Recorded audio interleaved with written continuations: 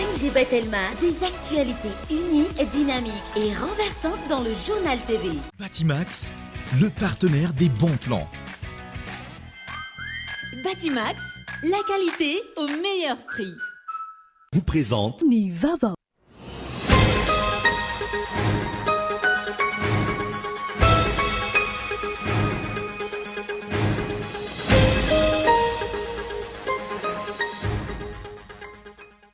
Tsy mbola tonga eny anivony anteny miram-pirenena hatreto ny volavolan-dalàna mahakasika ny teti-bolam-panjakana sy mpanitsina ho antaona 2024. Eo ampiandrasan'izany ireo solom-bavim-bahoaka eny Tsimbazaza ahafahana mandinika ny voasoratra anatin'izay araka ny tokony ho izy.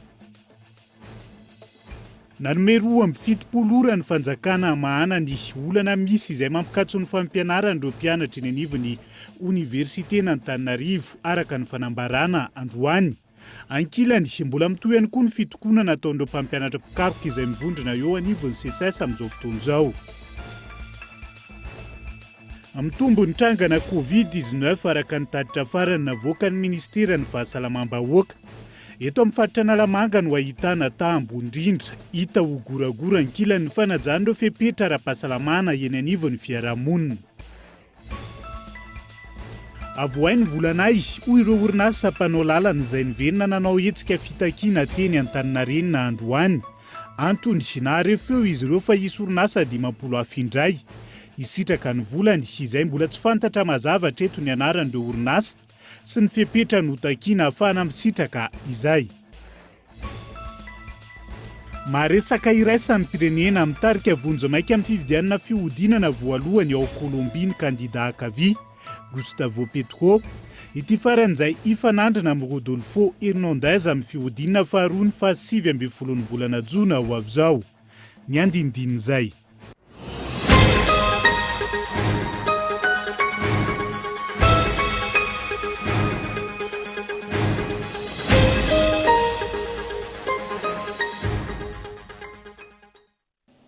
Alatsinainy fatelopolo ny volana May 2024 misaotra ao hatrany ny safidy ny fahita lavitra kolo amin'izao oro izao. Tonga soa ato anaty fotoana ny fampahalalam-baovao amin'ny fiteny malagasy amin'ny mpanajana ihany koa no anasako anao tsy hisaraka aminay hatramin'ny farany. Isan'ny tarantsika izany dia tsy mbola tonga eny anivony anteny miram-pirenena hatreto ny volavolan-dalàna mahakasika ny teti-bolam-panjakana sy mpanitsina ho an'ny taona 2024 eo ampiandrasan'izany ireo solom-bavim-bahoaka eny Tsimbazaza ahafahana mandinika araka ny tokony ho izy ny voarakitra anatin'izay. Henri Florion. Isan'ireo lahadinika handalo eny anivony anteny mera rotonta ao anatin'izao fotoam-pivoriana ara-potoana voalohany amin'ny taona 2024 izao. Ny mahakasika ny teti-bolam-panjakana sy mpanitsina na ny LFR 2022 hatramin'ity androany ity tsy mbola tonga eny an-toerana izany volavolan-dalàna ny feno teti-bolam-panjakana sy mpanitsina izany. Amin'izao fotoana izao mbola mpiandrasana ny LFR zay fa mbola tsy tonga am-pelatanana zany ny LFR. Ia ny tegna tokony ho izy ny ambela malalaka tsara zay mandinika ny LFR zegny izy hoe mbo masaka tsara mino za fa tokony efa tsy ho ela ho tonga am-pelatanana zay LFR zay satria fa tonga ny any amin'ny ministera zany afatra ny solom-bavim-bahoaka zany fa tokony mbo alefa lohaloha zany ny LFR ohatra tamin'ny taona lasa igny efa mazava aminazy tsara ary niresaka ny ministre tamin'izay fotoana zay hoe fa hiezaka izy amin'ny araiky ity zany mba alefa aloha be zany ahafahan'ny solom-bavim-bahoaka mandinika tsara ny LFR. Tsy fantatra mazava hoy hatrany te solom-bavim-bahoaka tonga mivory ity ny antony mahavitsy azy ireo miatrika izao fotoam-pivoriana ara-potoana izao. Zara raha misy 30 ireo tonga mandany ny tolo-dalàna izay mandalo eny anivony anteny miram-pirenena. Saika miandry ny fasafasa amin'ny gouvernemanta avokoa ny ankamaroany ireo solom-bavim-bahoaka ireo raha ny fanazavany hatrany. Io mo tsy de mazava amina loatra ino ny tegna fontenako maloha tonga za ary miatrika isanandro zay misolo tegna ny district misy za de miatrika soamantsara za fô ny sasany de tsy de fantako loatra zegny ino mahatonga sasany. Ankabezan'ny solom-bavim-bahoaka aloha zay miandry fasafasa amin'ny gouvernement izy fô nay zany ny tenako zegny tsy de agny loatra fa alohatreny zava-misy isanandro mba afantatrao raha am-pirenena satria hitraofagna io za mitogna ny solom-bavim-bahoaka anamiko mbo tonga maro tongava maro atsika fa tsy fatongavana ohatra zao niatrika tamin'ny ministre ny fambolena any le tonga tao maloha hitako misy avantage be talohany koa moa sy ny fatroagna fiatraigna tamin'ny ministre anankiray zay koa ministre Niangovo le nialako tao itoko nisy avantage be satria misy zavatra tampoko zagny ahafahan'ny ministre mifagnampy amin'ilay solombahoaka amin'ny tombotry olombahoaka anatin'ny district misy azy le nialako tao itoko nisy tombony be zagny. Tafiditra amin'ny teboka tokony hodiniana ny fametrahana ny laharam-pahamehana amin'ny fandaniana ny volam-panjakana ny fijerena ny lafiny sosialy sy ny maro samihafa. Ialana amin'ny tsy fampiny ny fotoana hanatotosana ny dinika tahaka ny isan-taona. Andrendren'ny solombavam-bahoaka araka izany ny atongava ny LFR ao anatin'ny fotoana haingana. Inona ry ny tena antony mahatonga ny LFI na ny LFR tara foana matetika ny fahazon'ny solombavam-bahoaka azy isany ifehezana ny fampiasam-bola mpanjakana amin'ny ankapobeny na izany ny vola mivoaka na ny vola miditra ankilan'izay ka tsy tokony atao ankamena ny fandinihan'ny solombavam-bahoaka azy. Ao anatin'izay fandaharam-potoana ny solombavam-bahoaka izay hatrany dia nolan'in'ireo solombavam-bahoaka androany teny amin'ny lapany tsy mba zaza ihany koa ny volavolan-dalàna mahakasika ny farimbona mpamokarana na ny agrégation agricole ho fisorohana ny olana izay mateti-pitrango eo amin'ireo tantsampamokatra sy ny mpandraharaha eo ihany koa ny fanampiana ny lalàna efa miatra sy ho fiarovana bebe kokoa ireo mpisehatra anatin'ny fambolena no nanaovana ny lalàna anatrarana ny fizakantena ara-tsakafo ihany koa no tena isan'ny tanjona ao anatin'izay fanampanazavana. Fa amin'izao zany no ity lalàna apetraka ity loi sur l'agrégation agricole ity dia isy ny contrat mazava fehezin'ity lalàna ity zany hoe fanarahana eo amin'ilay mpampivondrona ny agrégateur sy mpivondrona ny agrégé fikambanany tantsaha ka ao anatin'ny andiny fahadimin'ity lalàna ity dia milaza ny antsipriany andreo fanarahana zany ary zany resaka vidiny zany na ny kalitao mivokatra na ny fotoana ampiakarana mivokatra fanangonana mivokatra zay fanantohana ataon'ny mpampivondrona ny tsy maintsy teknika mpamokarana arahan'ny tantsaha sy sisy voafaritra mazava anatin'ilay contrat. Fa vitatena ara-tsakafo mila ezaka goavana ny momizay fa isa mitaka izany ihany koa ny famahana ny olany tontolo ny fampianarana ambony nanome 2.70 ora ny fanjakana mahana ny olana mihitsy izay mampikatso ny fampianarana ireo mpianatra eny anivon'ny université na Antananarivo araka ny fanambarana nataon'izy ireo androany ankilany mbola mitoy ny fitokonana nataon'ireo mpampianatra pikaroka izay mivondrona eo anivon'ny CSS amin'izao fotoana araka ny tapak'izy ireo nandritra ny fivoriana tamin'ity androany ity Henri Florian. Niverina nanao fanambarana indray ireo mpianatra eny anivon'ny université ny Ankasy tamin'ity androany ity. Nampaneno laklosy fanerina izy ireo ny amin'ny tokony hiverena ny fampianarana ary nanome 2.70 ora ny fanjakana amahana ny olana misy ka hiverena ny fampianarana izay efa tapaka nandritra ny volana maromaro izay. Koa satria mbola tsy misy ny vahaolana mazava manoloana ireo fikatsoan'ny fampianarana ety amin'ny université. Izay fikambanan'ny mpianatra eto anivon'ny université Antananarivo dia manao izao fanambarana izao. Manome 2.70 ora manomboka raha-pitso ho an'ireo tompon'andraikitra ambony izay mpianatra mba hamahana ireo olana rehetra mampikatso ny anjerimanontolo. Rehefa tapitra ny fiam-potoana ka mbola tsy misy ny vahaolana dia hiditra izay amin'ny fitokonana eto amin'ny université Antananarivo. Angamba ny tsy zahaina mianjera 2.70 ora izay fa izay fikambanan'ny mpianatra zany complet reo filohan'ny fikambanan'ny mpianatra rehetra dia androany vao hanao fanambarana. Fa raha nisy fanambarana akoatr'izay dia tsy miditra amin'izany izay. Hiditra anaty fitokonana izay mpianatra. Raha tsy isy ny vahaolana ivoaka anatin'ny 2.70 ora manomboka raha-mpitso zany manomboka ilay 2.70 ora. Ankilany metoy hatrany ihany koa ny fitokonana izay tanterahan'ireo syndicat-ny mpampianatra pikaroka sy ny mpikaroka mpampianatra mivondrona ao anatin'ny CSS mahakasika ilay tolo-dalàna ho fanatanterahana ny fizakantena ny université. Mbola mitoy ny fitokonana ataon'ny CSS sampana Antananarivo tahaka ny ataon'ireo sampana any amin'ny faritra araka ny nambarany filohan'ny CSS androany. Mbola mitoy zany ny fanatanterahana n'ilay fitokonana eto amin'ny université Antananarivo mitovy amin'ireo université manerana ny Madagasikara. Androany dia hanentana an'ireo zay mety mbola mampianatra any amin'ny toeram-pampianarana ny CSS sampana Antananarivo. Iresaka amin'izareo amin'ny mpampianatra zany ny amin'ny hoe izao ny zavatra misy ety amin'ny université koa mba hitaona azy ireo hanaradiny CSS. Manaraka an'izany dia tsy mbola nisy loatra ny fahazahoana valany mahafapo avy tamin'ny tompona ndraiky mpanjakana mandraka androany amin'ny tapany marainy zao raha toka isorana kosa ny filohan'ilay HCDDD fa dia handray ny CSS izy androany tolakandro ifampiresaka ifandinika ny amin'izay mety ho fitadiavam-baolana sy ho mety fionana amin'ny HCC na ny fitsarana avy momba lalampanorenana dia miandry isika ny amin'izay mety ho toy ny toedrara. Raha ny fantatra ho raisiny ao anivony filan-kevitra miaro ny demokrasia sy ny tany-tandalana na ny HCDDD le syndikany mpampianatra ijerevana vahaolana tokony irosona mahakasika ny olana misy izay mampikatso ny fampianarana ity. Andrasana araka izany ny mety ho toy ny raharaha. Tontolon'ny fampianarana izay fa tontolo ny asa kosa indray dia mbola tsy nivoaka ny didy fampiarana ny fampiakarana ny karama indrindra ho an'ireo mpiasa tsy miankina iray volana taty aoriany ny fanambarana izay nataony filohan'ny repoblika. Tokony avoaka aingana izany ho ny syndikan'ny mpiasa ahafahan'izy ireo misitraka izay fanondrota karama izay fity nokoloana.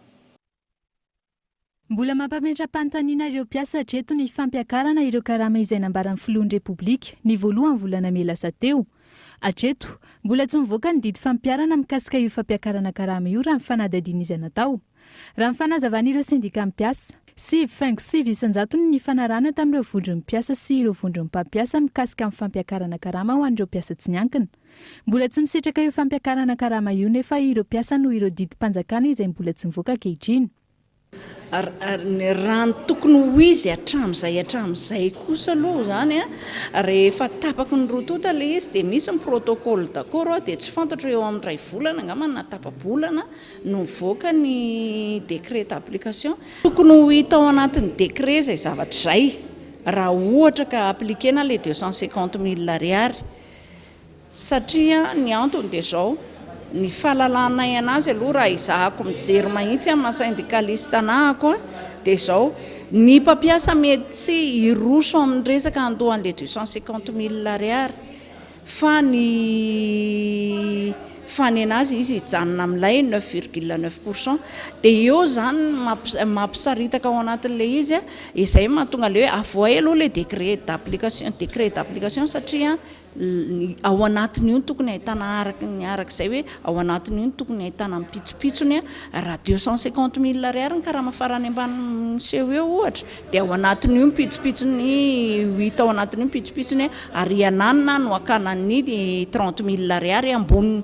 Raha tsy ahivina 5,3 ariary ny fampiakarana karama izay napetraky ny fanjakana. Ny 2,3 no ampiakarin'ireo mpampiasa ka ny 3 ambony no fenon'ny fanjakana. Raha ny fanadadiana tamin'ny mpiasa tsy miankina iray amin'izao fotoana 7,2 no sitrahan'ireo mpiasa amin'ny fampiakarana 5.9 isanjato saingy mbola tsy voasoritra mazava ny faminona ireo karama ho 5,3 ariary izay napetraky ny fanjakana.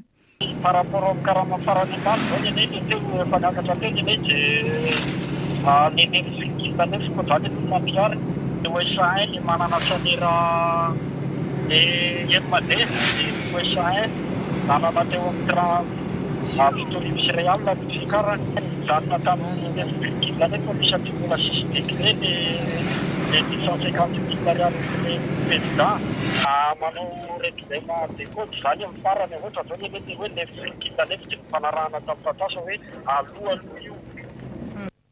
Amin'izao akatoko ny farany volan'izao mbola miandry hatreto ireo mpiasa amin'ny fampiarana ny fampiakarana karama noho izay didy fampiarana mbola tsy mivoaka izay. Tamin'ireo orinasa maro samihafa izay nanaovana fanadadiana ihany koa mbola tsy miatra amin'ny fampiakarana ireo karama noho izay didy mpanjakana mbola tsy mivoaka izay. Famokarana herinaratra kosa indray dia tsy hanasony fifanarahana amin'ireo mpamatsy herinaratra mampiasa 100 isanjato ny termika intsony ny orinasa Jirama manomboka izao ireo izay orinasa mpamokatra herinaratra hybride ihany no afaka hiara-iasa amin'ity orinasa mpanjakana ity amin'ny famatsiana izay herinaratra izay mianta randrianeva. Manomboka izao, tsy hisy intsony ny fifanarahana vaovao ataon'ny orinasa Jirama sy ireo mpamatsy solika mampiasa 100 isanjato ny termika. Antony, namafisy ny ministry ny angofo sy ny akoranafo fa iompana amin'ireo orinasa mpamokatra herinaratra hybride ireny no fiara-miasa ny Jirama ankehitriny. tanjona amin'izany ny hanomezana vahana ny fampiasana ny angovo azo avaozina. Tafiditra ihany koa izany amin'ny tetikasa hybrida totosaina amin'ny toerana maro eto amin'ny nosy. Namafisy ny minisitra Trandy nandritra ny fandaharana ny totosainy fa ahafana mampiena ny fandaniana solika ny fepetra raisiny io. Tsy hoe tikanina tsy tikanina le izy fa appel d'offre no natao. Ndeo ataontsika hoe mizarano. Ny ray voalohany dia misy orinasa efa nisehatra teto Madagasikara fa 100% tao anatin'le termika, zany hoe le mihodina amin'ny solika. Dia ireny olona ireny zany no resahana hoe na ianareo manao hybride manomboka izao dia mitovy fiarahantsika miasa, na ianareo tsy manao dia mialatsiny fa hifanao veloma zany sika. Ny ka faharoa indray dia hoe reto misy site hafa dia mitady olona zay anao hybridation ao amin'io zavatra io fa izay tsy anao contrat intsony termika fotsiny. Dia appel d'offre ohatrany appel d'offre rehetra dia mazava ho azy ao anatin'le appel d'offre ao misy masitsivana maromaro hatramin'ny hoe ny compétence ny any fananany vola satria fantatrareo ihany fa indraindray marefy jirama mifanefana nitrosa eo aminazy ka raha ohatra ianao ka hoe sendra tsy voalohan'ny jirama ara-potoana sy ara-dalàna ny volanao dia fa itonga ianao dia mikatso kofona hotorana sy rehetra dia tsy tafavoaka zany fa mba misy hoe manana minimum de moyen zany ianao mba afaka miaritra kely rehefa sendra tozo an'izay zavatra zay. Amin'ny alalan'ny hybride izay ny fanazavana, vinavinaina hena farafahakeliny 520 na 30 isanjato ho an'ny ny solika ho lany. Fidirana ao anatin'ny fampiasana ny loharanona angovo hybrida hidira Madagasikara tsy kelikely amin'ny fampiasana ny angovo azo avaozina sy maritra avokoa izany fa ao anatin'izay famolavolana ny paikady isan'ny tokon'izay dia manomana ny paikady handrindrany izy ireo ny asa sy ny tetikasa ny hoanana Madagasikara mandritra ny 5 taona manaraka manomboka ny taona 2020 ny banky iraisam-pirenena tonga ny fampidinika azy ireo fampifanarahana ny programa nasa amin'ny tetikasa ny gouvernemanta malagasy ny prime ministre tamin'ity androany ity. Nandritra izany no namafisany ny teboka laharam-pamena anatin'ny fanatanterahana ny drafim-pirenena ho an'ny fampandrosoana ka isan'izany ny fanarenana sehatra maro toy ny lalam-pirenena, ny fahasalamana, ny fiahiana ara-tsosialy maharitra, ny indostria ary ny ahafahan'ny firenena sy ny vahoaka hiatrika ny fiatraikany olana maneran-tany. Lafomba vao hafa kosa indray dia mitombo ny trangana Covid-19 araka ny tatitra farany navoaka ny Ministeran'ny Fahasalamam-bahoaka eto amin'ny Fahatralamanga no ambony indrindra ny taremarika eo anatrehan'izany anefa dia goragora ny fanarahan'ireo fepetra ara-pahasalamana eny anivon'ny fiarahamonina. Misy saroa no namony eny vokatry ny Covid-19 nanomboka ny 2020 hatramin'ny 17 Mey teo raha nitatitra navoaka ny Ministeran'ny Fahasalamam-bahoaka tamin'ny fitaliana ny tanterahana 13 ireo tranga vaovao marina ka ny 12 mireo ato amin'ny natin'ny faritra Analamanga. Manoloana izany manamafy ny fiarovana ireo zokiolona izay voasikajy olona marefo. Fitandremana aloha voalohany indrindra dia tokony le arovava orona zany tsy tokony tsy ala tsy mbola hiala mihitsy satria mbola ao anatin'le valana retina tsika izao. Faharoa manaraka an'izay tokony manao vaksiny za zao fa vita vaksiny. Dia vaksiny zany ananio dia misy ihany koa zany hoe mba gasitsika le evoka tsy maintsy atao foana koa io. Dia alao mba samy anao vaksiny ilay olona itsika rehetra satria raha anankiray voa amintsika mety hamindra amin'ny olona zato. Manaraka ny torohevitry ny fanjakana manao tapombava dia misasa madio tsara tsy dia matahotra loatra akory satria fitandremana dia tsy misy afa tsy mihinan-kanina tsara mba hahery izay tsy fiaina. Na io aza ny fitombon'ny tranga goragora ny fanajana ireo fepetra sakana tsy pareha ny valana retina Covid-19 raha tsy ilaza afa-tsy ny fanaovana ny arovava-orona. Ao ireo izay mametraka ity valana retina ity ho efa fiainana andavanandro. Ka le fitandremana le Covid nefa aretina mahazatra raha mise dia teneniko anao fa io zany raha ohatra ataonao anatin'ny sainao dia mandaitra aminao le izy. Za olona mandeha zany hoe mitondra fiarovana foana ity raha resaka hoe ana fa raha tsisy akoatran'izay mihitsy zany fiarovana azay raha manao an'izany zay manao evoka foana manao kinimpotsy ravitsara zany anay zany mizatra ohatrany hoe fiarovana aminay zany mizatra ny hoe aretina ohatry rehefa mahazatra ohatrany tamin'ny kolera sy ny peste angety aretina ity fa tsy hoe alina tsony fa tsisy tsony zany hoe zony zany. Ny fitandremana aloha tsy maintsy atao foana zavatra ohatrany aretina rehetra le misy hatramin'izay ohatran'ireny anina ireny ane zany izy io dia efa atao hoe aretina misy foana zany isataona aretina miverimberina mbola tsy resy lahatra amin'ilay vaccine aloha e ka izaho misy aretina mitaiza misy tension mihitsy dia izay no tsy anaovako an'ilay izy aloha hoe aloha hitandritandrina amin'ilay aretina. Raha ny antotanisa manodidina ny 4.9 ankehitriny ny tany fanaovana vaksiny eto amintsika. Isan'ny mijanona olana ny tsy fampiny ny fanentanana ka mahatonga ny maro anisa tsy resy lahatra amin'ny mahazava-dehibe ny fanaovana vaksiny. Na izany na tsy izany dia mbola mitoetra ny Covid-19 mila miaro tena ahafahana miaro ny olona akaiky indrindra, ahafahana miaro ihany koa ny manodidina ao anatin'izay. Fa tafiditra anatin'ny fankalazana ny 70 taona ny Canal Plus Afrika, hetsika maro no atolotry ny Canal Plus ho an'ireo mpanjifa mandritra ny volana Jona. Isan'izany ny décodeur miampy formule access mandritra ny ray volana, ny herinandro ny fahaleovan-tena sy ny maro hafa. Arao ny ho avy hatrany ao anatin'ity horonan-tsary manaraka ity ny andiny makasika izay tolotra isan-karazany omeny Canal Plus zay. Canal Plus est arrivé en Afrique au début des années 90 à travers la diffusion de la chaîne Canal Plus Horizon où le groupe Canal Plus devient coproducteur de plus de 200 documentaires et longs métrages africains. En 2001, Canal Overseas a repris Canal Plus Horizon qui couvrait désormais 40 pays. En 2010, Canal Overseas Africa devient Canal Plus Afrique. Ensuite, concernant Canal Plus à Madagascar, vers la fin des années 90, SICAM du groupe CFAO était distributeur exclusif des offres de CanalSat Réunion.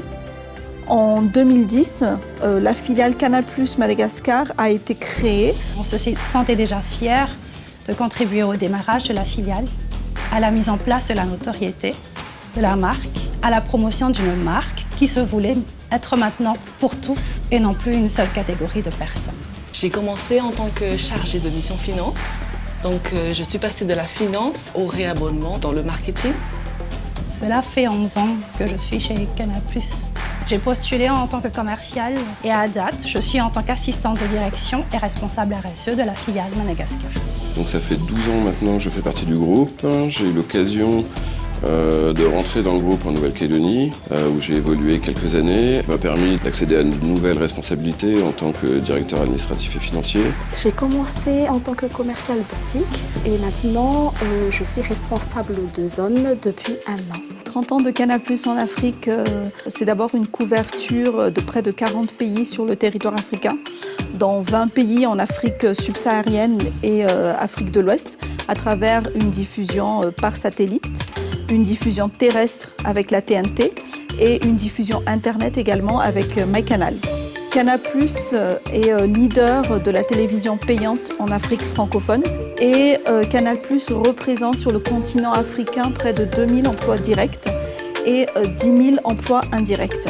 Canal Plus en Afrique, c'est également plusieurs centaines de millions d'euros d'investissement sur le territoire à travers l'ouverture de filiales, la création de chaînes dédiées au territoire, la création, la mise en valeur et la distribution de contenus africains, que ce soit des films, des séries, des documentaires ou encore d'autres programmes télévision. Chez Canal Plus Madagascar, auparavant, les offres proposées étaient les offres de CanalSat Réunion et tarifées en euros uniquement, donc des offres très premium réservées aux revenus les plus élevés avec des bouquets entre 50 à 60 euros par mois. Avec la création de la filiale, les offres vont désormais être proposées en arrière. Puis, avec le temps, une stratégie de démocratisation des bouquets Canal+, en ciblant toute catégorie de population, avec des bouquets allant de 20 000 à 200 000 arrières par mois. Et bien sûr, l'intégration de l'application MyCanal dans ces offres en guise de bonus de fidélisation pour tous nos abonnés. Et le dernier né, c'est le partenariat avec Baobab Plus Madagascar, en combinant une offre d'équipements en panneaux solaires, télévision, lampes et les bouquets Canal+. Canal+, dia fanafinaritra tamin'ny rangom-boany. Dia taty afara dia maro be zany le raha niova amin'ny Canal+. Indrindra ny fanarahana chaîne Nouvelas tamin'izany andro voalohany izay. Dia fa taty afara dia mijery Nouvegas ndraiky. Je suis abonné à Canal+ depuis l'année 2015 quand j'étais au Guinée-Conakry. Voatra be foana Canal+. Ary indrindra ny tena hitako hoe tsara atao anaty le izy hatramin'ny Nathan TV satria fotoana anankiray mba ahafahana miaraka amin'ny ankizy mianatra ny teny vahiny, fifampizarana entre ny ray aman-dreny sy ny zanaka eo amin'ny lafiny fampianarana. Je suis particulièrement intéressé par les scènes sport que Canal+ offre. Au mois de juin, ce sera très festif chez Canal+ Madagascar. Qu'est-ce qui va se passer? D'abord, il y aura des tombolas avec des lots inédits, puisque les abonnés peuvent gagner une voiture. Puisque c'est les 30 ans de Canal+ en Afrique, on offrira également 30 abonnements de 30 mois au bouquet Tout Canal+. Donc tout abonné confondu, peu importe leur bouquet d'abonnement, seront tirés au sort. Et bien sûr, il y aura également des offres inédites. Tout d'abord pour nos fidèles abonnés. Donc pour tout acte de réabonnement, il y aura 30 jours offerts sur la formule, sur le bouquet supérieur. Et pour les personnes qui ne sont pas encore équipées de Canal+ chez eux, l'offre sera donc à 50 000 ariars, incluant tout le matériel, l'installation gratuite et un mois sur le bouquet Access. Donc restez avec nous parce que le mois de juin sera très festif, il y aura énormément de cadeaux, donc on espère vous avoir tous avec nous. Iala sasatra kely sika anatin'ny doka fohy ihany mahakasika ireo orinasa mpanao lalana miisa 300 izay mbola mitaky ny volany hatreto ary mahakasika ny halatra goudron na taratelo amin'ny 50 barika izay nisamborana olona 10 ihany koa ampany amin'ny fanadihadiana mbola hoentina aminao rehefa avy eo mandrapitafa vetivety ary.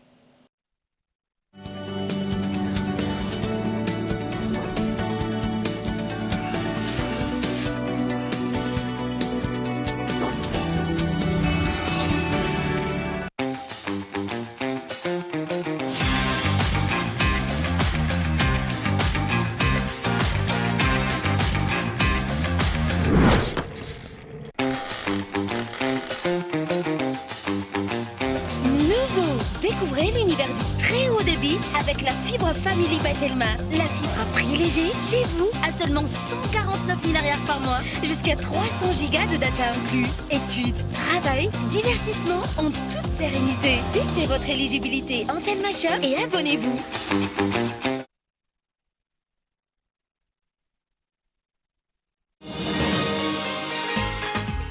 C'est un travail très difficile d'attraper les bébés qui bougent et de changer leurs couches en même temps. Avec la couche culotte Molfix, changer les couches est maintenant très facile. Je la déchire et l'enlève là où je l'attrape. Je remonte la nouvelle en un instant. J'emballe la couche et la jette. Moi et mes bébés sommes heureuses. C'est ainsi que se propage le mouvement de bonheur Molfix. Allez les bons mamans, essayez la couche culotte pour bébé Molfix. Rejoignez notre mouvement de bonheur. Molfix, grandir heureux. Arturo, j'ai un secret enfoui en moi depuis des années. Catalina, je suis prêt à tout entendre. Tu n'es pas le père de... Livraison de gâteau. Bon anniversaire. C'est un moment décisif, il contre-attaque et le voit. Bon anniversaire. Ah, je crois qu'il y a un but. On sait que c'est toi qui as kidnappé la fille du président. À vous. Livraison de gâteau. Bon anniversaire. Canal+ a 30 ans et on n'a pas fini de vous surprendre. Pour notre anniversaire, le décodeur avec un mois sur Access est à 50 000 ariars seulement. Et pour célébrer ensemble, Canal+ vous offre 30 abonnements de 30 mois, une voiture ou un scooter chez Canal+.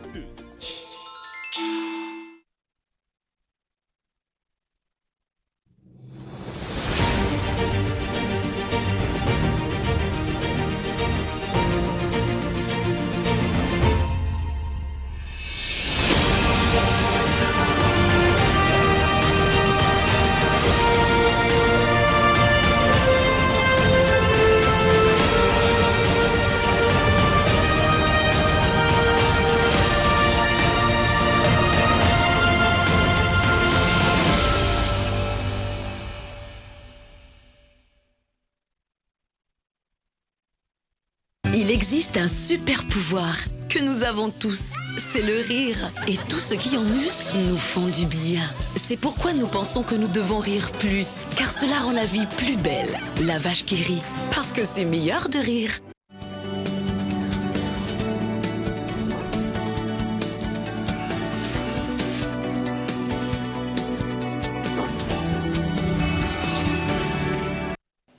Tonga soa indray ato anatin'ny tapany faharoa amin'ny fampalalam-baovao amin'ny fiteny malagasy amin'ity ala ity isantarana izany dia andao isika anao jeritodika miaraka amin'ireo fotoana nampisongadina ny fiverenany sidina iraisan'ny pirenena atao amin'ny seranam-piaramanidina ny Antananarivo sy Nosy ao anatin'ity horonan-tsary manaraka ity.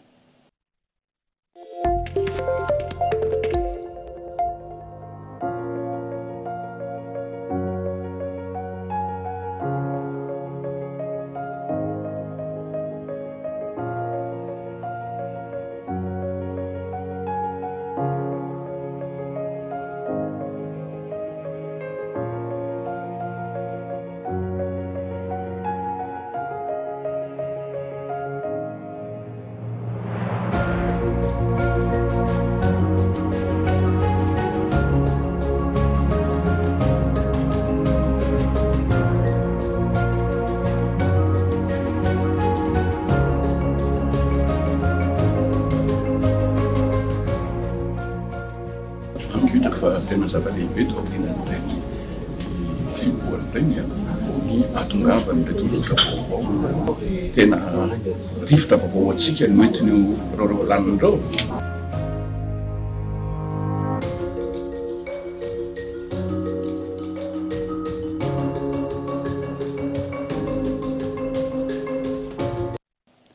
Avoainy volanay hoy ireo orinasa mpanao lalana izay niverina nanao hoe tsika fitakiana teny Antaninarenina tamin'ity androany ity. Antony narefeo izy ireo fa isy orinasa 50 hafa indray isitraka ny volana izay mbola tsy fantatra mazava treto ny anaran'ireo orinasa sy ny fipetrany hotakiana ahafahan'ireo orinasa 50 ireo misitraka ny volany. Tsy tokony isy fanavakavahana hoy izy ireo ny fandoavana ny vola indrindra taorian'ny audit izay natao Gaëtan Andretsilavo.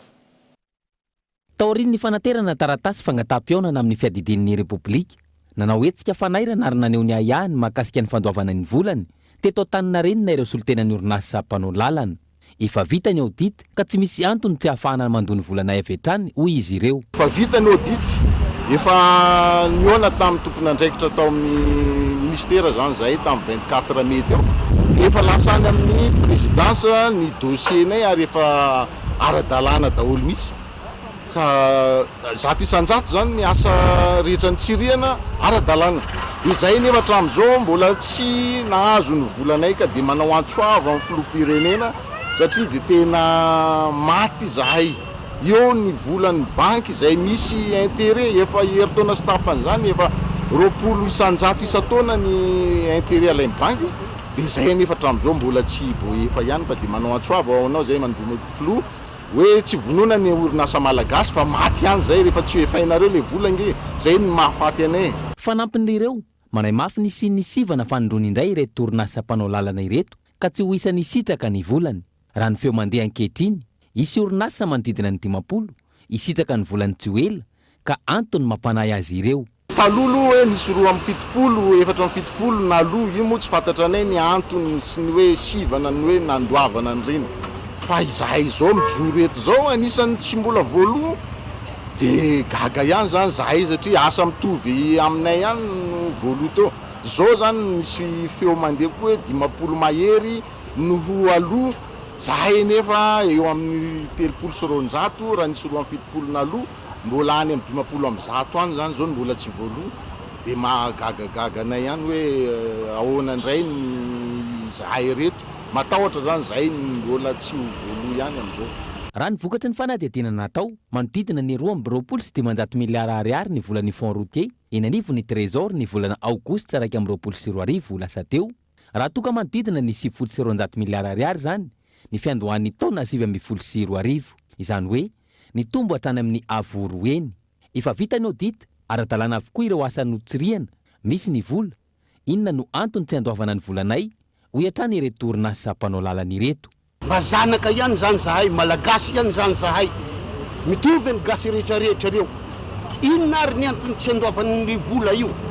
Mba misy ary hoe tsy mahazo karama ary zany mpiasam-panjakana jiaby agnatin'ny herintaona. Herintaona mahery ohatrany tsy nazahoanay vola. Inona ary zany hoe zavatra hitranga. Fa rehefa ampahany amin'ny malagasy tsy mpiasam-panjakana zay miasa tena na vita ny asany hoe tsy payena ny vola considérena hoe tsy zanaka zany zay ta zanaka nikala hafa zay everiko fa tsy mety ka nohon' zany mangataka amin'izay olona manana fahefana hoe manome baiko hoe fandoavana ivolana izy zany zahay ome baiko zany ny ao amin'le olona tokony handohan'izay fa hoe tena sahirana. Misy 390 tsihevina ireo orinasa mpanao lalana mitaky ny volany. Atreto, fifanarana misy 270 no naloha ny volany, izay mbola tsy fantatra mazava hatreto ny fepetra no takiana ka nahafan'izy ireo nisitraka izany. Izao indray, isy orinasa 50 hafa isitraka ny volany ary mbola tsy fantatra na ny anaran'ireo orinasa ireo na ny fepetra no takiana nahafany nisitraka ny volany raha mitaha amin'ireo orinasa hafa namany. Maro izay olana manodidina ny fanamboaran-dalana izay tato ato ankoatra ny fahasamban'ny lalana amin'ny ankapobeny amin'ny mpanamboatra indray ihany koa zany mitaky ny volany ary izao indray ny singa anamboarana ny lalana misy mangalatra araka ity vaovao manaraka ity. Taramisa 320 barika izay mitotaly 900 alina kilao no tratrany avy eo anivony commandant de compagnie du Merina Centrale ny alakamisy 9 Mey lasa teo. Olona 10 avy eto Antananarivo sy avy any amin'ny faritra treto no voasambotry ny mpitandro ny filaminana makasika ity tranga ity fitianokolony. Tao anatin'ny sakan-dalana izay nataon'ny compagnie du Merina Centrale teny amin'ny lalam-pirenena faharoa no natratrarana ireo tara izay notaterin'ny fiara lehibe iray. Milanja 720 kilao ireo tara izay tratra teny amin'ny lalam-pirenena faharoa izay avy nahodina tany Moramanga hoentina ty Antananarivo. Raha ny fanazavana, ny 720 kilao tamin'ireo tara tratra ireo ny tratehaka tany Moramanga taorian'ny fanadihadiny. Mahatratra iray alina hatramin'ny 5,1 ariary ny tombony azo avy amin'ireo tara halatra, ary mitotaly hatramin'ny 1,5 tapitrisa ireo tara saika ahodina ireo. Ary fampitam-baovao toetrany Merina Centrale fa misy fangalarana sy fanodinkodonana goudron ampiasaina amin'ny fanamboarana ny lalam-pirenena fa 420 mampitohy ny Moramanga Betatotrazaka efa herinandro maromaro izay. Napetraka ny fepetra rehetra noraisina ny fepetra ahafahana mahatratra ireo mpangalatra ireo ka ny 20 May taona 2024 teo zany tamin'ny 7 alina no tratra ny camion anankiray mitondra goudron mbola en état liquide zany bitumen robé ny fiteny azy amin'ny teny frantsay dia tratra teo Akarion reo rehefa misavaina io camion io. 420 zany no tratra niaraka tamin'le camion io 420 barika na 44 fûts zany amin'le barika ngezabe ireny le 200 kg. Olona miisa 10 izay vehivavy ny iray no voasambotry ny mpitandro ny filaminana. Raha ny fanazavana moa, tara izay anamboarana ny lalam-pirenena faha 420 ireto tara ireto. Dia rehefa tratra ireo dia natao ny fanadihadiana dia fantatra fa misy orinasa mpanao lalana amina toeran-kafa no manafatra ireo goudron nangalarina ireo zany. Ireo goudron ireo indray dia nangalarina tany amin'ny fanamboarana ny RN 44 dia nisy olona nisamborona tany Betafo tany Antsirabe izay saika nitondrana ny goudron. Nisy olona tokony andraikitry ilay société nisamborona teto Antananarivo. Nisy olona ihany koa dépôt tokon'ilay dépôt mpiambina n'ilay dépôt nipetrahany lista Moramanga ny samborona ary misy maromaro koa ireo démarcheur n'ilay goudron zany hoe maka anazy zany amin'ilay société mpanao lalana any amin'ny RN 44 zany mitondra azy teo Moramanga sambotra ihany koa zany reo amin'ny anam-pamantarana fanadihadiana raha pitso talata dia tolotra ny fampanoavana izy folo mianadahy. Mipetraka hatrany ireo sakan-dalana izay fanaraha-maso ataon'ny jandary amin'ireo mpivezivezy amin'ny lalam-pirenena faharoa mba hanaraha-maso ireo entana izay mampiahiahy raha ny fanazavana hatrany. Fa tsy tokony apetraka eo am-pelantanany ireo tompam-pamokatra solika efatra eto an-toerany intsony ny famatsiana solika eto Madagasikara hoy teo anivo notrika afo tamin'ity androany ity. Tokony ny fanjakana no manafatra ireo solika mivantana na omena tosika ireo orinasa mpamokatra eto an-toerana izy ireo izay nanamafy ihany koa fa tsy azo hitovirana ny fiakarany vidin-tsolika Kamila andraisana fepetra entitra fana amin'ny mpanazavana. Zay ny mazany mahatonga anay manamafy foana ifandraisanay moa izy ity fa tsy hoe voandroany fa manamafy zay hoe ny vahaolana re anankiroa ihany na ny mpitondra fanjakana miroso amin'ny fanafarana mivantana ny solika fa tsy avela eo ampelatana andreo kompania anakefatra ireo a fotsiny le izy satria gejain'ireo ny tontolo ny solika eto amintsika na ny mpitondra fanjakana miroso amin'io vahaolana arosony Madagasikara hoan'io satria fatatsika fa efa feno ny cuvan'ny zareo amin'izao fotoana zao nefa tsy ampiasaina lay a vokatra menaka mavesatra eo izay misy teknisianina sasany moa mandreborebo hoe tsy azo ampiasaina hono izy io fa ho anay a mba betsaka ihany koa ny teknisianina mifampiresaka aminay misy ny resaka solika dia ao anatin'le resahan'ny otrikafo hoe reny zany le ao anatin'ny sehatra stratégique na hoe secteur stratégique izay mila ny fanjakana no tsy maintsy mifehy azy.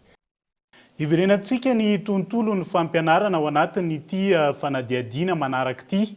Anatin'ny famerenana farany amin'izao fotoan'ireo sekoly fiatrehan'ireo fanadiana mpanjakana izy ireo izay niaran'ny fiatoana lavareny noho ny Covid-19 ka manamafy ny fiatrehana ny fanadiana mpanjakana na izany ho an'ireo mpianatra na ny mpampianatra amin'ny ankaben'olona saina.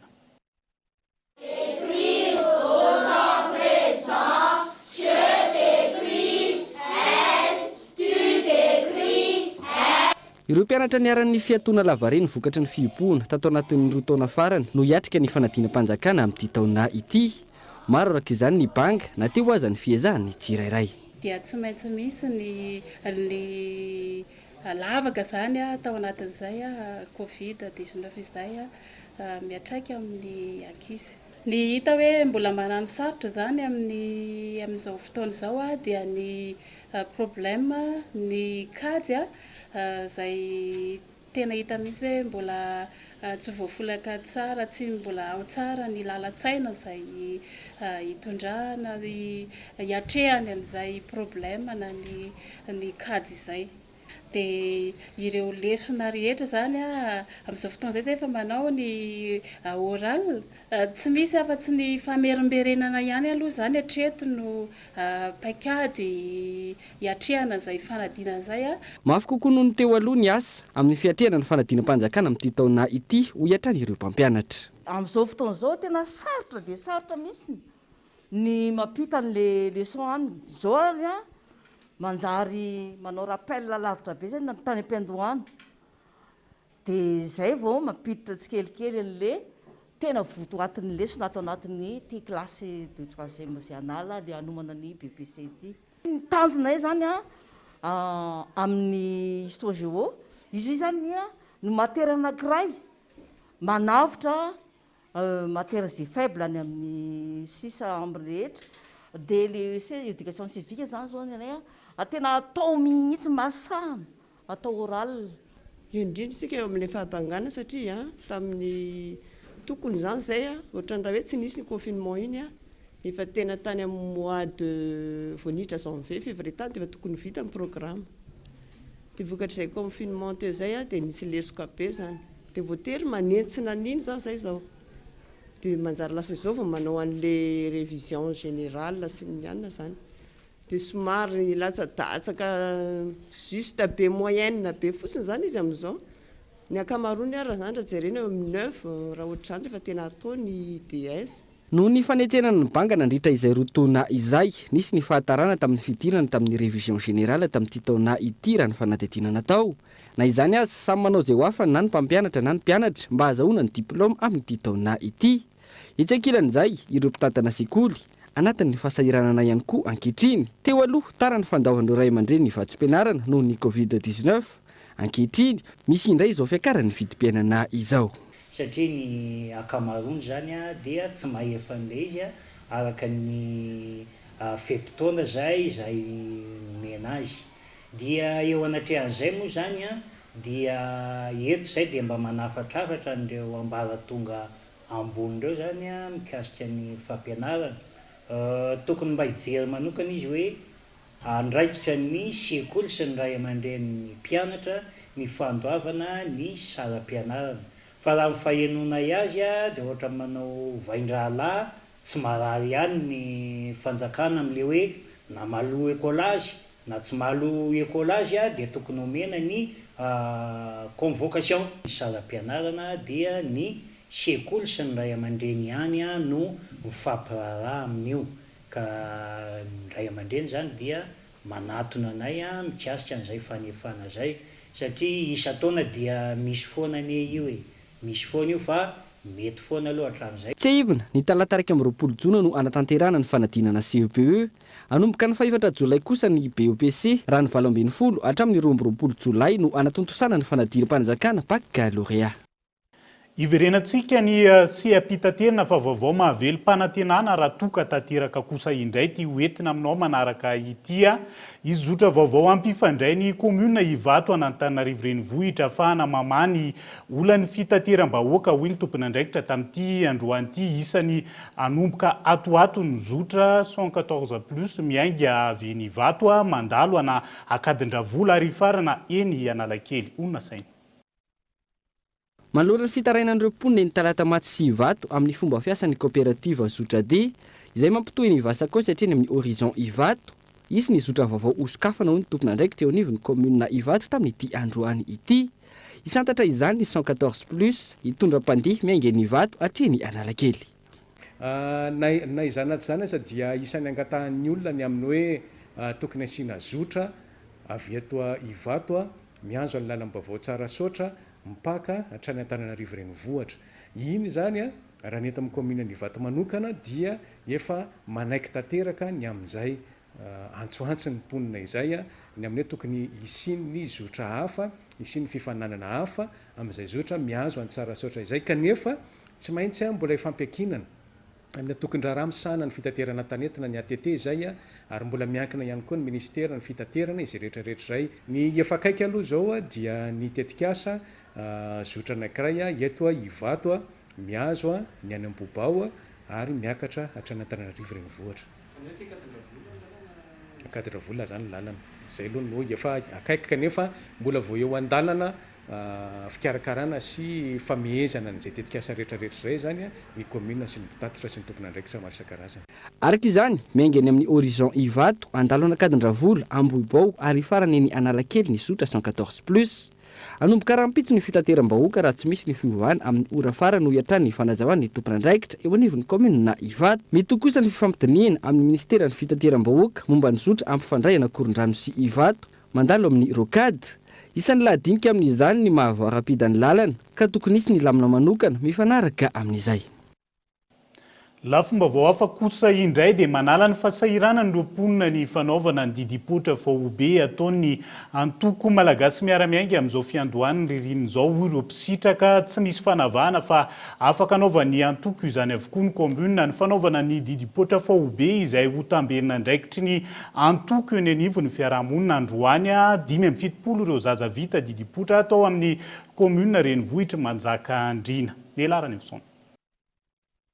Tsy misy fanavahana antoko politika ny fanaovana ny tamberina andraikitra ataon'ny antoko MMM amin'ny vahoaka malagasy ka anaovana ny hetsika fanampiana avokoa ireo commune rehetra mila izany ary na tsy tamin'ny anaran'ny antoko aza no nirotsaka. Androany tao amin'ny distrikany Manjakandriana, commune renivohitry Manjakandriana indray no nanaovana ny hetsika didipotra VOB izay ataon'ny antoko MMM. Isan'ny tonga nanotrina izany ny solombavambahoaka voafidy tao an-toerana. Député fidinareo dia mijery hatrany zay mahasoa zay fanampiana zay analana fahasaranana antsika amin'izao ririnina izao amin'ny fikarakarana izy ireo tsy eto Manjakandriana ihany fa amin'ny distrika 520 no nanaovana an'izany ary iarahana zany amin'ny ben'ny tanàna voalohany indrindra zay isaorana azy manaraka izany koa ny antoko MMM ny antoko MMM zay mijoro ara-dalàna eto amin'ny tany sy ny firenena izay no ilana ny reny antoko reny manampy antsika amin'ny zavatra tokony atao manampy antsika amin'ny fahasahiranana ary tonga manorina antsika ka irina mba ho sara amin'izany daholo ny antoko rehetrarehetra misy eto amin'ny tany sy ny firenena dia aza ela fery tompokoa dia arabarininy. Amin'ny taona lasa manodidina ny 100 ireo olona tonga nanao ny didipotra VOB tao amin'ity commune ity. Androany manodidina ny 570 izany. Hetsika izay manala ny fahasahiranan'ireo olona any amin'ny tontolo ambanivohitra. Izy ireo no tonga teto amin'ny commune urbaine Manjakandriana dia akasitrahana tokoa satria dia tena zavatra ilain'ny vahoaka eto amin'ny commune mihitsy ny fisiany izao didipotra VOB izao amin'ny amin'ny fidiran'ny andro ririnina izao. Tena faly dia faly le mponina satria amin'ny mahafahobe azy zay dia tsy misy ny sarany aloha raha tsy teny fa misy ny fanaovana didipotra ty tena mampitaha tena hita hoe efa lafo dia lafo dia tena faly dia faly vahoaka Manjakandriana amin'izay fandalovan'ny zareo avy amina toko MMM izay nanatotosana ity didipotra faobe androany ty. Tena marina moa zany dia resaka taminay ny antoko hoe misy zavatra tahaka izao misy le maire azonay atao ka ahoana ny eritreritra ao dia namaly akitsy-po moa tsy mieritreritra inona fa dia mahasoa ny vahoaka dia tanterahana avy hatrany.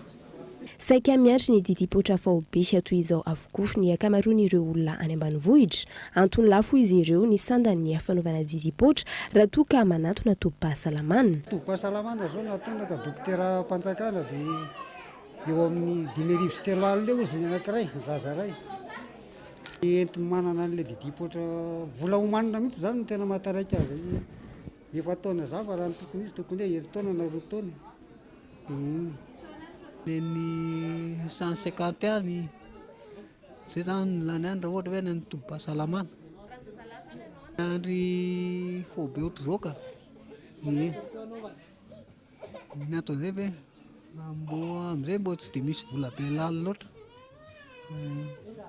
Anankiray any tompoko ny atinaka ty zafikely fa tsy any zafikely efa zafikely ty andrale faobetra zao satria le vola tsisy ento mahafinaritra nomenareo mahafinaritra betsaka fa misotra betsaka toko ten'Andriamanitra dia lavandro ihany anareo mikarakara n'ity zavatra ity. Itoram-pitso ny fanaovana ny didipotra faobe tsy hijanona amin'izay ihany fa mbola hitohy amin'ny distrika maro toy ny ao Avaradrano, ao Ambohidratrimo sy ny maro hafa. Fa velotaraina manoloana ny fahanterany foto-drafitrasa toy ny toho-drano ireo mpamboly ao amin'ny faritra loatra Mangoro. Mavesatra ny fiatraikan'izay amin'ny tahampamokarana nisy araka izany ny atrikasa ny arahan'ireo tompon'andraikitra sy ny solitena ny mpamboly any an-toerana hijerena vahaolana manoloan'izay. Nela raina amin'izao. Maro ny olana sedrainy ireo mpamboly sy mpiopy ao amin'ny faritra aloatra Mangoro amin'izao ho fanangonana ny hevitra samihafa momba an'ireo sakana sy ahazoana vokatra betsaka nanatanteraka atrikasa atao amin'ny renivohitry ny faritra aloatra Mangoro ireo mpisehatra rehetra amin'ny famokarana. Ny olana sedrainay ao amin'ny faritra barazy Manamotana Ambandritra tamin'ny andron'ny Somalaky ny fitatanana tao rehefa nisy tanin'ny Somalaky ny fitatanana ny barazy sy ny foto-drafitrasa io dia tsy ary nisy zany tetikasa tafiditra tao ary antitra tena antitra ny foto-drafitrasa ka sahirana ny mpamboly aminay dia na ny vokatra ary tsy miakatra firy.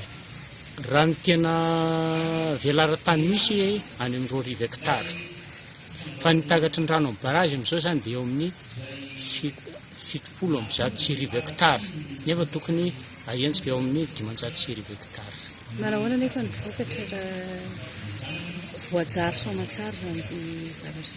Ny vokatra rehefa voajary soamatsara ny barazy sy ny tetikasa ny foto-drafitrasa dia mitombo ny velara-tany azo volena mitombo ny vokatra izay kariny tatsara. Ny fahanteran'ny foto-drafitrasa toy ny toha-drano no mahatonga ny olana famokarana any an-toerana. Raha ao Amanana Motana tsy afaka ambolena ny atsasa-manilan'ny tanimbary amokarana noho ny fahanteran'ny foto-drafitrasa. Mandeha ny atrikasa tato moa misy voamera maromaro fa zay amin'ny vary satria ny vary fantatsika fa foto-sakafo atsika malagasy ka rehefa napetraka zany ny filiera momba ny vary io amin'ny alalan'ny voamera androany dia tsapa sy hita fa tena atao hoe tsisy tombotsoa ary rariny sinitsiny raha tsy ampy ny sakafo raha resaka vary ndresara vokatry ny foto-drafitrasa efa fahagonantany hatramin'izao tsisy mpanamboatra. Faharoa zany eo koa le tsy fandriam-pahalema dia nijerena ihany koa le fahalafosan'ny ambiako masomboly zany eo ihany koa ny vidin'ny akora rehetrarehetra tahaka ny fampiasa rehetrarehetra momba ny fambolena. Androany andrasana ny tsoakevitra tapaka mandritra ny atrikasa na mbola fankakevitra ihanaza no ataon'ireo mpisehatra ka isan'ny tanjona kendrena ny fahaleovantena ara-tsakafo. dia izay ihany koa no entintsika miampita amin'ny maresaka iraisan'ny pirenena mitarika vonjomaika amin'ny fifidianana fihodinana voalohany ao Colombie ny kandida Kavia Gustavo Petro. Ity farany izay ifanandrina amin'ny Rodolfo Hernandez amin'ny fihodinana faharoa ny fahasivy ambin'ny folon'ny volana Jona ho avy izao.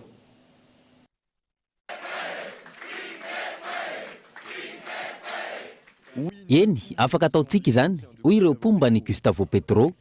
Miaraka amin'ny fanoherana velim-panantenana ny antoko Kavia ao Colombie. Manantena ny atongavany eo amin'ny fahefana izay nitantanany ireo conservatoire nandritra ny taona maro ireo mpanohana azy.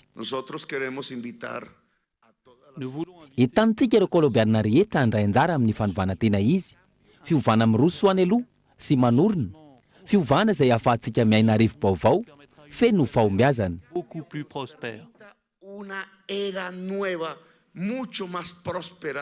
Nanararaota ny fahatezeran'ireo kolombianina ity kandida progressista ity, manoloana ny tsy fitoviana sy ny kolikoly. Na izany azy, tsy maintsy mifanandrina amin'ny Rodolfo Hernandez izy amin'ny fihodinana faharoa. Milionera fantatry ny olona izay nanao fampelezan-kevitra goavana tamin'ny alalan'ny tambazotra tserasera. Ny antso ireo mpomba azy ifidy an'i Rodolfo Hernandez i Federico Guterres izay niaiky ny fahareseny. Rodolfo Hernandez. Gustavo Petro, por todo lo que ha dicho. Tsy tsara ho an'ny Colombie Gustavo Petro tamin'izay rehetra niteneniny sy izay rehetra nataony. Loza manambana ho an'ny demokrasia, ho an'ny fahafahana, ho an'ny toe-karena izany ary ho an'ny fianakaviantsika. Ny 7 Jona ho avy izao no iroso amin'ny fifidianana faharoa ny ao Colombie. Isafidy izay hitondra fanovana ho an'ny 4 taona manaraka. Mifarany eto ny fotoanantsika ho amin'ny androany azadiny fa mbola maro ny fandarina entina aminao amin'ity ala ity isan'izany ny horonan-tsara mitondra ny lohateny Fort West film d'action ireny izy io ka anasananao tsy hisaraka aminay veloma tompoko.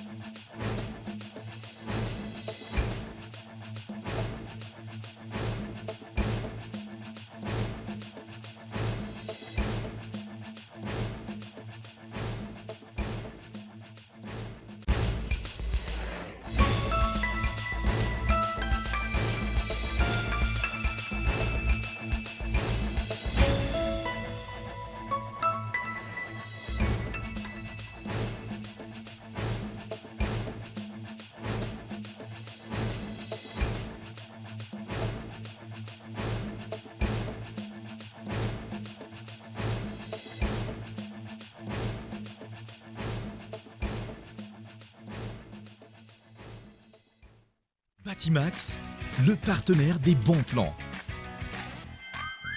Batimax, la qualité au meilleur prix.